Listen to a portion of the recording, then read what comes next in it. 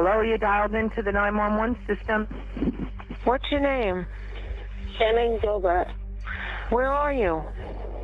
I'm in Long Island. Do you need the police? Yeah. What happened? These people are plotting to kill me. They're gonna kill me. Can you stop that, please? No, what are you gonna do to me? What are you gonna do to me? Stop it!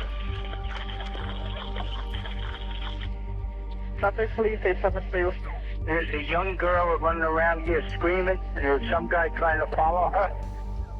Suffolk Police, what is the location of your emergency? Off Beach Association. Some woman is knocking at my door.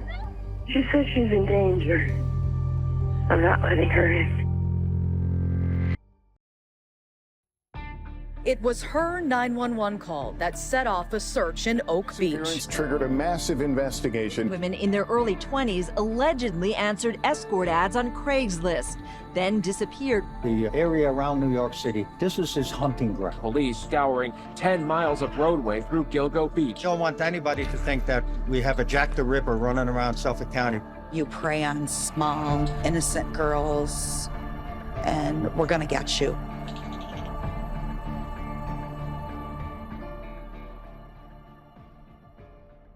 Long Island is the largest island on the mainland United States.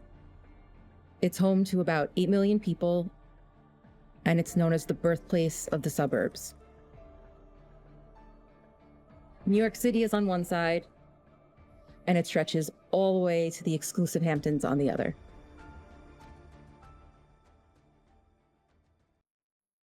There is an obscure beginning to the night that Shannon Gilbert disappeared.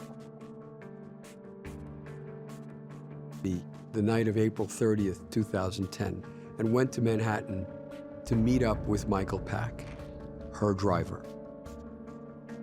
That night, Shannon was driving around Manhattan with her driver and friend, Michael Pack.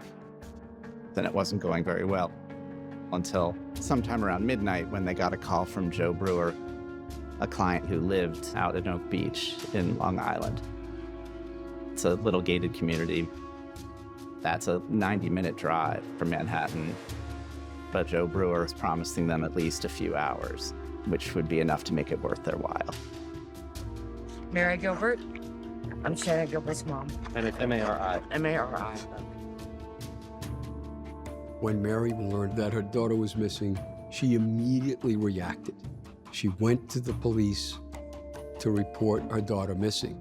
The police laughed at her and said, oh, you know, don't worry, she's a prostitute. She'll turn up. Would you speak to us about why you're here today and what you hope to accomplish by being here today?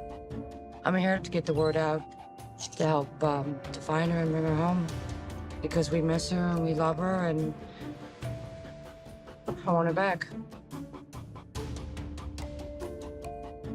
It was a Saturday in December, and I was on the weekend rotation shift, which is usually a very boring shift.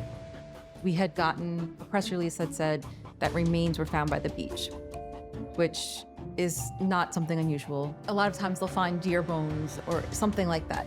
It's never anything.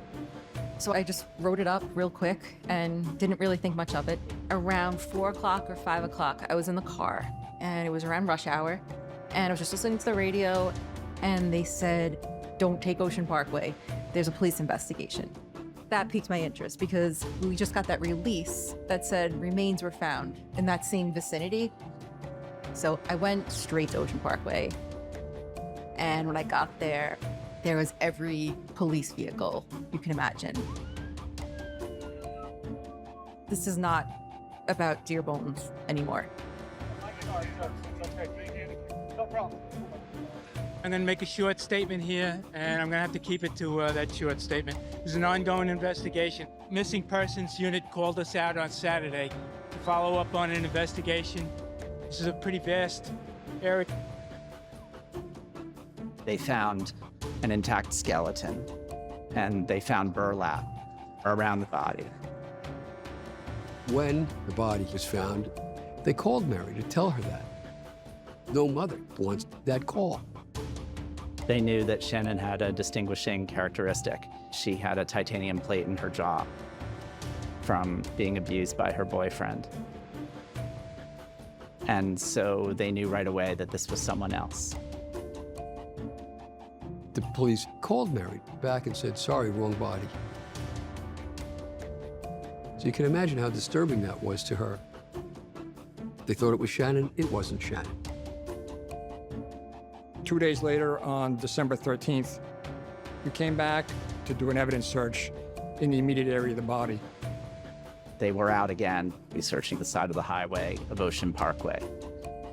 And very quickly, they learned that this was a bigger case than they imagined. They found 3 more intact skeletons. Not 1, not 2, but 3 more sets of remains. 3 more bodies turned up in the desolate wooded brush near Gilgo Beach. There's 4 women now found spaced apart, and they were bound. So this is definitely, not just, a rage killing. This is somebody who's out there hunting women. They were bound in burlap along the same stretch of deserted highway, each about 1/10 of a mile away from each other. None of them Shannon Gilbert. It's a very serious incident to have 4 bodies in one location.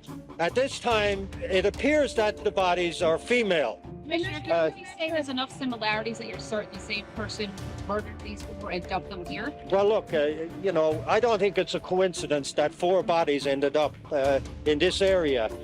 That's a good direction to go, that they were all dumped here by the same person, or persons. It appears you have a serial killer dumping bodies along this stretch. Well, I'm not going to say that, but certainly we're looking at that. The medical examiner is assisting with identification of the bodies so that they can be checked against missing person databases. Police threw all the missing persons reports they had, and they tried to batch them.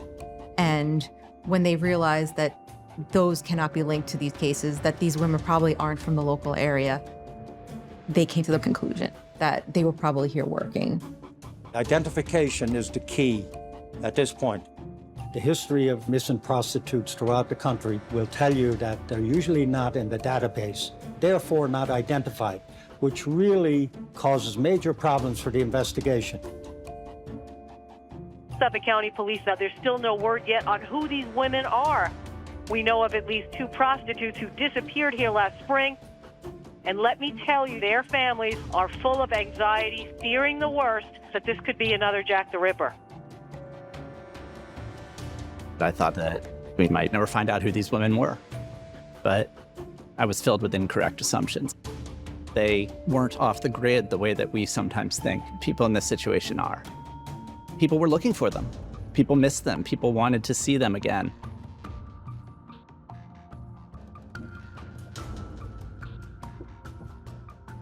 Okay, we're all set. Good afternoon. As you can see, I'm joined with District Attorney Tom Spoda.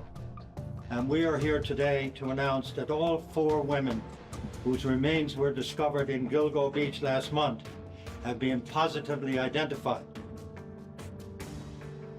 The victims are Melissa Barthelemy, last seen in July 2009 in the Bronx. Megan Waterman of Scarborough, Maine, last seen in June 2010 in Hauppauge, New York. Amber Lynn Costello, last seen in September 2010 in North Babylon. And Maureen Brainard Barnes of Norwich, Connecticut, last seen in July 2007 in New York City. To the residents of Suffolk County, the Commissioner and I say to them that the victims of these homicides were engaged in a high-risk business, and these homicides appear to us to be directly related to that business. Police were saying, if you're not a sex worker, you don't have anything to worry about. You don't want to think that somebody is going around murdering women, and you want to say, okay, well, they put themselves in that position. This is the reason why this happened to them, and this is the reason this could never happen to me. Finally, in the spring of 2011, they ordered a new search for Shannon.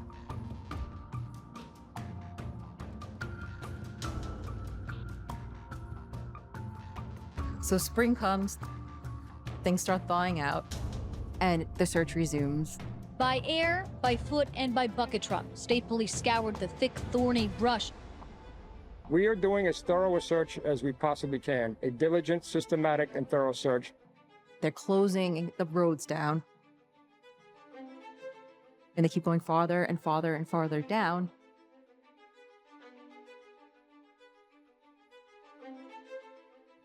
And then March 29th, they find more remains. Their head and hands on Ocean Parkway. And they kept finding more bodies. Bombshell tonight, more bodies on that same strip of beach. On April 4th, we found 3 sets of human remains in one day. It's like, what is going on here? You know, are these bodies all related? Now we're up to 8 bodies in 2 months. And they're finding literally body parts. A skull, teeth. So how many people are there? The entire search area along the north side of Ocean Parkway was about 12 miles. We continue the search to make sure there's nothing else along here. More remains turn up on a beach on Long Island. 10 sets of human remains have been uncovered. Their matter of death, police won't say. And the grisly mystery just deepens. Now we're faced not just with 4 women, but 5th person, 6, 7, 8, 9, 10. It's unbelievable. And through all this, Shannon Gilbert, the woman that started the whole search, still has not yet been found. This is the biggest serial killer case in Long Island in a generation. And you have someone who's been potentially living in Long Island, refining his techniques, and going after women, basically with impunity, right under everyone's nose. We didn't know, is this person still around? Did this person move? Did he die? Now, it was years later that I came to find out the serial killer, he was living amongst us the whole time. Rex Heuermann. We're told Rex Heuermann kept a gruesome roadmap of 6 vicious murders. This planning document crystallizes and encapsulates his intent for the commission of these murders. The planning document was discovered on a hard drive found in the Heuermann house. And it was a file created in the year 2000 that had been deleted. Police were able to recover it. That planning document was jaw-dropping. He had lists of equipment he needed to use, tips for doing a better job the next time. Everything from try to hit the victim a little harder to try to get some rest so you have more time to torture your victims. It makes me think about what these women went through before they died. I never considered that there was an element of torture or like this sadistic part that it sounds like happened before these women were killed. This is a document written by somebody who was so determined not just to do it, but to do it again and again as the years go on. He starts to change things up and get a little bit more organized, a little better at avoiding detection.